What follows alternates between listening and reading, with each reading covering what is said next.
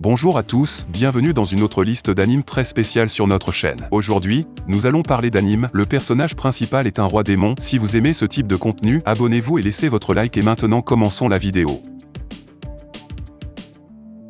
Wang Ling est une lycéenne au comportement cool et insouciant. Se présentant comme quelqu'un avec une force spirituelle très faible, il possède en fait un pouvoir capable de détruire le monde à tout moment. Pour atténuer la force volatile en lui, ses parents ont eu recours à l'utilisation d'une amulette comme solution temporaire. Cependant, l'amulette s'affaiblit avec le temps et les émotions de Wang Ling accélèrent également sa détérioration. Maintenant que l'amulette est sur le point de se briser, Wang Ling et son père courent contre la montre pour la réparer.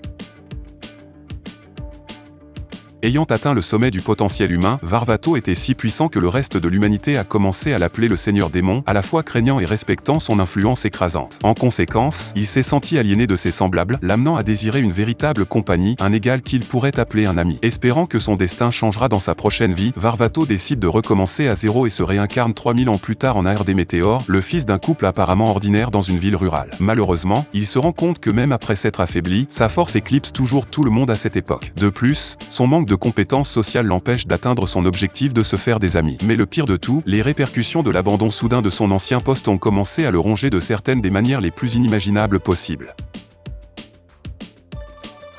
Dans un passé lointain, une guerre entre humains et démons a provoqué un chaos généralisé et des effusions de sang. Pour mettre fin à ce conflit apparemment sans fin, le roi démon Anno Voldigod a volontairement sacrifié sa vie, espérant renaître dans un avenir pacifique. En préparation du retour de leur roi, la race démoniaque a créé la Demon King Academy, une institution d'élite chargée de déterminer l'identité d'Anno lorsqu'il se réveillera. Il se réincarne 2 millénaires plus tard, mais à sa grande surprise, il apprend bientôt que le niveau de magie dans le monde a considérablement diminué pendant son absence. De plus, lorsqu'il s'inscrit à l'académie pour récupérer son titre légitime, il découvre que l'espèce démoniaque se souvient de lui différemment. Sa personnalité, ses actes et même son héritage sont tous falsifiés, masqués sous le nom d'un imposteur. Ce manque de connaissances communes fait de lui l'aberrant de l'académie, un inadapté jamais vu auparavant dans l'histoire. Malgré ses inconvénients, Anno reste imperturbable. Alors qu'il entreprend de découvrir ceux qui modifient son passé glorieux, il prend sur lui de faire reconnaître à ses descendants que leur souverain est enfin revenu.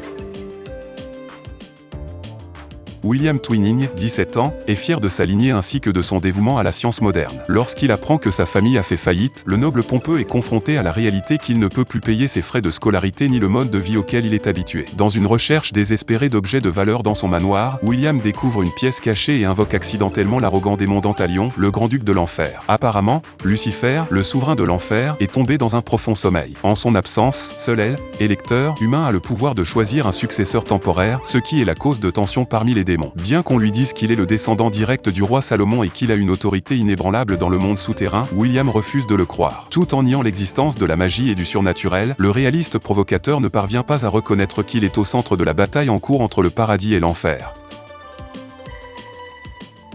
Hiruma Suzuki, 14 ans, a été malheureux toute sa vie, il a dû travailler pour gagner de l'argent pour ses parents irresponsables, bien qu'il soit mineur. Un jour, il découvre que ses parents l'ont vendu au démon Sullivan. Cependant, les inquiétudes d'Hiruma quant à ce qu'il adviendra de lui sont bientôt soulagées, car Sullivan veut simplement un petit enfant, le dorlotant et le faisant fréquenter l'école des démons Babil. Au début, Hiruma essaie de faire profil bas, de peur que ses pairs découvrent qu'il est humain. Malheureusement, cela s'avère plus difficile que prévu. Il s'avère que Sullivan lui-même est le président de l'école, et tout le monde s'attend à ce qu'il devienne le prochain roi démon. Hiruma se retrouve immédiatement dans une situation scandaleuse lorsqu'il doit scander un sort interdit devant toute l'école. Avec cela, Hiruma gagne instantanément une réputation dont il ne veut pas. Même ainsi, il se retrouvera forcément dans des circonstances encore plus bizarres.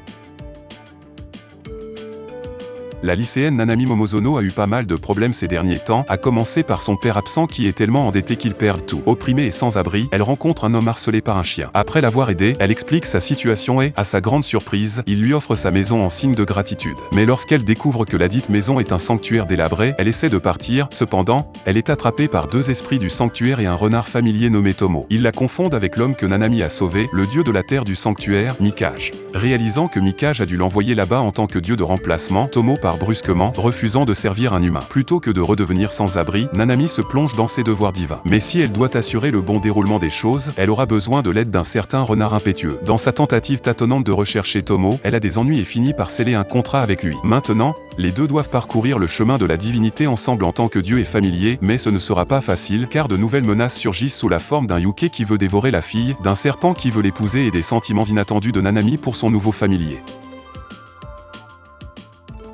Semant la peur dans le cœur des mortels, le seigneur démon Satan commence à conquérir le pays d'Antisla avec ses vastes armées de démons. Cependant, alors qu'il se lance dans cette quête brutale pour conquérir le continent, ses efforts sont déjoués par le héros Emilia, forçant Satan à se retirer rapidement à travers un portail dimensionnel pour ensuite atterrir dans le monde humain. Aux côtés de son fidèle général Alciel, le démon se retrouve bloqué dans le Tokyo d'aujourd'hui et jure de revenir et d'achever son asservissement d'Antisla s'ils parviennent à trouver un moyen de revenir. Impuissant dans un monde sans magie, Satan prend l'apparence d'un humain nommé Sadaomaru et commence à travailler chez MG Ronaldes, un fast-food local, pour joindre les deux bouts. Il se rend vite compte que son objectif de conquérir Antisla n'est tout simplement pas suffisant alors qu'il devient déterminé à gravir les échelons de l'entreprise et à devenir le dirigeant de la Terre, un client satisfait à la fois. Qu'il s'agisse de travail à temps partiel, de tâches ménagères ou simplement d'essayer de payer le loyer à temps, Ataraku Mausama présente une vision hilarante des aspects les plus banals de la vie quotidienne, à travers les yeux d'un malheureux seigneur démon.